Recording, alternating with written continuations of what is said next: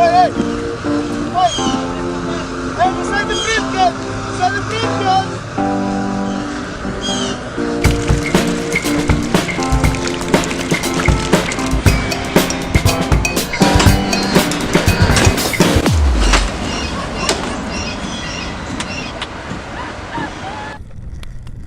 Okay, you got that.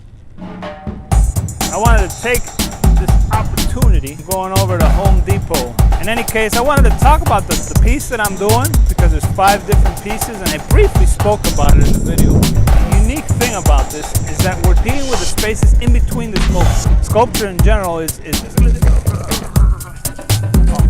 very different from painting because there's always a distance. You sort of have to handle the space around the sculpture because people are going to be walking around it. A painting is flat, the same painting everywhere all the time. But a sculpture, you really deal with spatial qualities around the sculpture. In architecture, that's all we do. A wall is an object. It's just there to make the space bigger, better, smaller, tighter, more comfortable. You're gonna start being able to deal with all these pieces that have a relationship between them.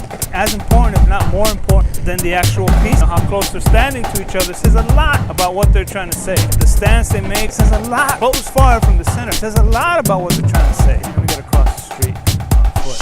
It's always been a big part of architecture, a big part of sculpture. Never, addressed, but it's very important. This is a hand.